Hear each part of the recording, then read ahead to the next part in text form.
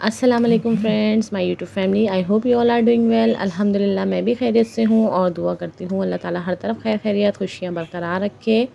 तो इसी दुआ के साथ आज की वीडियो का आगाज़ करते हैं और दिखाते हैं कि आज हमारे किचन में क्या हो रहा है, आज की डेली रूटीन, आज क्या किया मैंने। तो आज हुआ ये कि मैंने नहारी चढ़ा दी थी और कुछ हड्डियाँ जो हैं वो मैंने डाल दी थी कुकर में पहले गलाने के लिए। तो ये हड्डियाँ जो थी ना, मैंने कहा पहले ये इसमें मैंने कुछ भी नहीं डाला था, पानी डाल के जस्ट बॉईल कर दिया था। और यहाँ पे साइड में मैंने ये आड़ू आए हुए थे 2 दिन से, तो कोई भी हाथ नहीं लगा रहा था। मैं ही ज़्यादा शौक से खाती हूँ तो मेरा तो गला ही ख़राब था। तो और बच्चे फिर इसको पील करने का प्रॉब्लम होता है, तो बच्चों ने तो खाया ही नहीं था इसको। तो मैंने सोचा ख़राब ना हो जाए, तो मैंने इसका स्क्वॉश बनाने का सोचा। नेट पे से तरकीब देखी, अब मैं इसका स्क्वॉश बनाऊंगी। अगर ये आज ही तरकीब मेरी कामयाब हो जाती है और मुझे टाइम मिल जाता है तो फिर मैं आज ही इसको रेडी करके रखूँगी, नहीं तो फिर आप इसको नेक्स्ट वीडियो में ज़रूर देखेंगे इंशाल्लाह। यहाँ हम ज़हरा के साथ ट्रिक्स लड़ा रहे थे, ये पेंसिल होल्डिंग की ट्रिक्स थी जो मैंने नेट पे देखी थी अक्सर, क्योंकि बच्चों को पेंसिल होल्डिंग में परेशानी होती है। अब मैंने ज़हरा को कभी कभी ट्रेसिंग के लिए बिठाया है, बल्कि मैंने क्या बिठाया, माशाल्लाह खुद उसको शौक़ होता है। जब मैं फ़ातिमा को लेके बैठती हूँ पढ़ाने के लिए तो उसे खुद शौक़ होता है, वो भी पेंसिल कॉपी लेके बैठ जाती है। तो मैंने कहा अच्छा चलें, थोड़ा थोड़ा इसको ट्रेसिंग आ जाएगी और इसमें राइटिंग में महारत बनेगी। फिर इंशाल्लाह मैं इसकी बुक्स तो कुछ रखी हुई थी फ़ातिमा की पहले की, तो मैंने कहा उसी में से इसको मैं पढ़ाना शुरू करूँगी। मेरा इरादा नहीं है कि मैं इसको जो है प्री नर्सरी वगैरह में एडमिशन करवाऊँ, मैं इसको घर में ही प्रिपरेशन करवाऊँगी। तकरीबन क्लास 1 तक तो मैंने इसको घर में ही करवाना है, क्योंकि मैं भी हूँ और ज़ैनब भी है।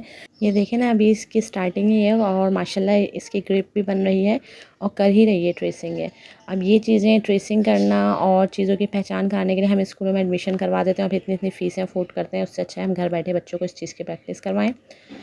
अच्छा, नहारी जो तैयार कर रही थी ना, मैंने क्या किया था, पहले मैंने कुकर में हड्डियाँ डाल दी थी। हड्डियों को मैंने अच्छी तरह गला लिया था, उसका अच्छा रस निकल गया था। सिर्फ मैंने हड्डियों में पानी डाला था, ना लहसुन अदरक, ना नमक, ना कुछ भी नहीं डाला था।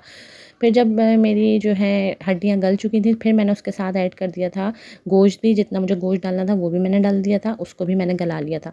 फिर अब ये मैं डाल रही हूँ पैन में ऑयल। ऑयल डालने के साथ ये यखनी का जो गोश्त था वो भी निकाल के मैं इसमें फ्राई करूँगी। अच्छी तरह गोश्त फ्राई हो जाएगा, यानी कि भुन जाएगा। ये कोई बहुत बड़ा तुरम खाने का काम नहीं है, ये तो मैं बना रही हूँ पैकेट के मसाले से। कोई मैं अपने मसाले से तो नहारी बनाती ही नहीं हूँ, क्योंकि जब पैकेट से ज़िंदगी आसान हो चुकी है तो क्या ज़रूरत है इतनी मेहनत करने की। बाज़ लोग कहते हैं नहीं भाई, हमारे तो हर चीज़ अपने मसालों से ही बनती है। हाँ बनती है और टेस्ट भी आता है लोगों के, बहुत से लोगों के हाथों में, कि वो अपने मसालों से बनाते हैं। लेकिन अगर कोई चीज़ सहूलत है दुनिया में हमारे लिए आई है तो हमें उसको अवेल करना चाहिए, फ़ायदा उठाना चाहिए। तो कुछ चीज़ें मैं बना लेती हूँ पैकेट से और कुछ चीज़ें मैं अपने घरेलू मसालों से भी बना लेती हूँ। जैसे कढ़ाई मैंने बनाई थी तो मैंने अपने घरेलू मसाले ही डाले थे। बस ये है कि आप लागत जितनी भी डालें, लेकिन कुछ रूल्स हैं उसको फॉलो करने होते हैं, तो अच्छे खाने बन ही जाते हैं, अल्लाह का शुक्र है। हम भी कोई हमेशा से सीखे हुए नहीं आए थे, हमने भी शादी के बाद ही सीखा है। मैंने तो बहुत सी गलतियाँ की थी शादी के बाद। मेरी फुप्पो ने, मतलब मेरी सास ने मुझसे कहा खड़े मसूर की दाल को वो क्या कहते हैं, हमारे यहाँ ग्राइंड कर लेते हैं। जब वो पक चुकती है ना, उबल जाती है, अच्छी तरह गल जाती है, तो उसे हम ग्राइंड कर लेते हैं। तो मैंने क्या किया, उसको ग्राइंड करने खड़ी हुई। मैं जुम्मे का दिन था, मुझे आज तक याद है, अभी मेरी शादी को 16 साल हो चुके हैं। तो जुम्मे का दिन था, बस मैं नमाज़ वगैरह से फ्री हुई और मैंने कहा लाओ मैं इसको ग्राइंड कर लेती हूँ और भगाड़ लगा लेती हूँ। तो हमने बिल्कुल गरम गरम पतीली से दाल को निकाला, ब्लेंडर में डाला और उसको चला दिया। अब जब वो चला है ना, तो सारी गरम छींटें मेरे ऊपर आई हैं। मेरा हाथ काफ़ी हद तक जल चुका था, लेकिन फिर सीख गया आहिस्ता आहिस्ता, अल्लाह का शुक्र है, सीख ही जाता है इंसान।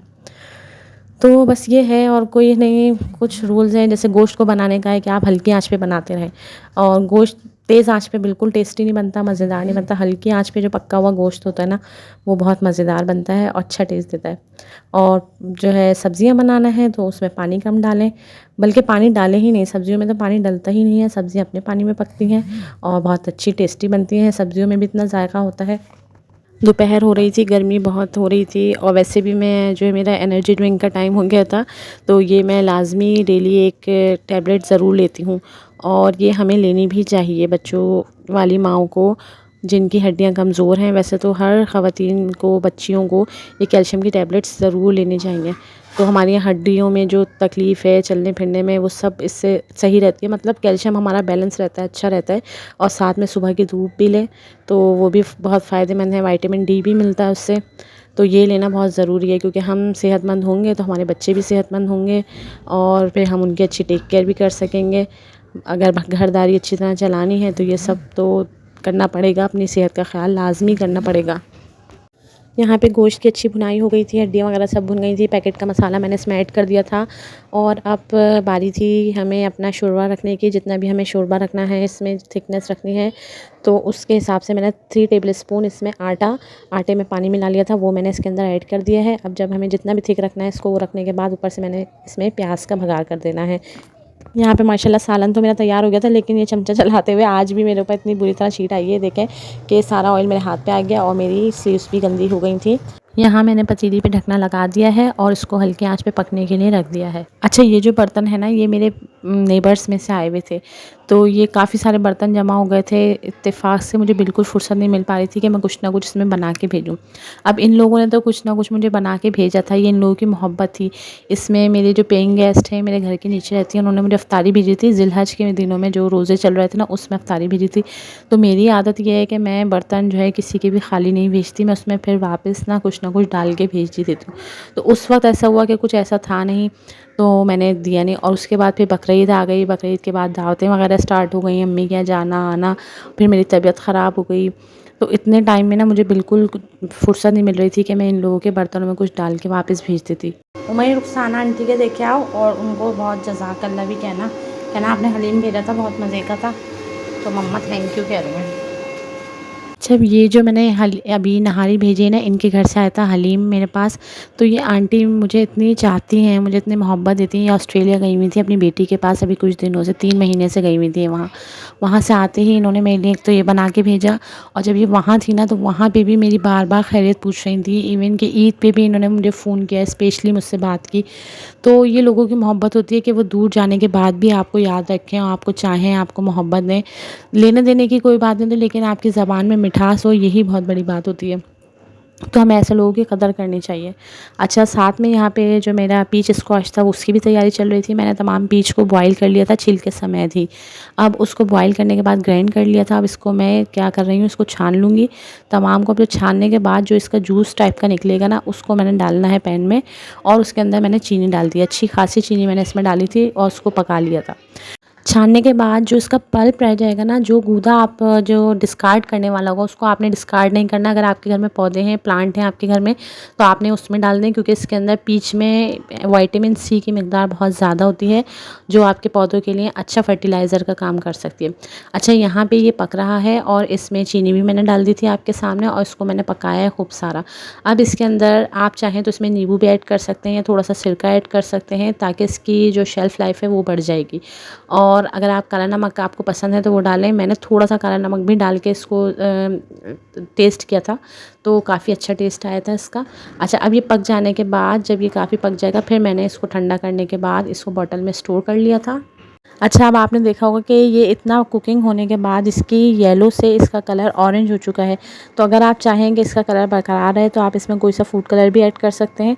मैंने इसमें फूड कलर कोई भी ऐड नहीं किया है, क्योंकि जब हम इसको बनाएंगे, तैयार करेंगे, इसको ग्लास में डालेंगे पानी के साथ, बर्फ़ के साथ, तो इसका नेचुरल कलर जो है वो ही निकल के आएगा। अभी आप देखेंगे इसको आगे। मैंने तो इसको जो है ना, स्क्वाश के बदले सहूलत ड्रिंक का नाम दे दिया था अपने घर में, क्योंकि मुझे इसके बनाने से इतनी सहूलत हो गई थी। क्योंकि मेरे बच्चे बार बार किसी न किसी ड्रिंक की फरमाइश करते हैं, उन्हें कोई ना कोई जूस चाहिए होता है पीने के लिए। तो इसमें चीनी वगैरह और फ्रूट सब कुछ ऐड था ऑलरेडी। बस इसको आपने डालना है, ग्लास में पानी डालना है। अब जिस बच्चे का जिस तरह दिल चाहे वो बनाए, उसको पी ले, ठंडे पानी में या सादे पानी में। तो ये मुझे बहुत ज़्यादा सहूलत हो गई थी इसके बनाने से, और अल्लाह का शुक्र ये भी हुआ कि बच्चों को पसंद भी आ गया था। तो मुझे बहुत सुकून था इसके बनाने से, और ख़ुद भी मुझे बहुत अच्छा लगा था ये, क्योंकि मुझे जो है नेचुरल फ्रूट्स का जो ड्रिंक होते हैं वो मुझे बहुत पसंद है, फ्रूट्स हों या किसी भी तरह की वेजिटेबल्स हों। अच्छा जी, जो आज की रूटीन मैंने आपके साथ शेयर की है, आई होप कि आपको पसंद आई होगी। ये स्क्वैश जो मैंने बनाया है स्पेशली, ये ज़रूर ट्राई कीजिएगा, बहुत अच्छा बना था, और बहुत सहूलत भी हो जाएगी आपको इसके बनाने से इंशाल्लाह। तो हमारे सबके गले ख़राब थे, लेकिन फिर भी घर में इस तरह की चीज़ें बन ही रही हैं। तो अब हमें डॉक्टर के यहाँ भी जाना था, क्योंकि मुझे 2 दिन से गला मेरा सही नहीं हो रहा था, और उमर की भी, आज उमर को भी फ़ीवर हो गया था, और फ़ातिमा को भी थोड़ा थोड़ा फ़ीवर था। तो हम सब डॉक्टर के यहाँ भी चले गए थे। तो इसी के साथ आज की वीडियो का एंड करते हैं। आई होप कि आपको पसंद आएगी। अगर आपको पसंद आई है तो प्लीज़ लाइक ज़रूर कीजिएगा, और चैनल को सब्सक्राइब भी लाजमी कीजिएगा। फिर मिलते हैं किसी नई वीडियो में। इसी के साथ अल्लाह हाफ़िज़।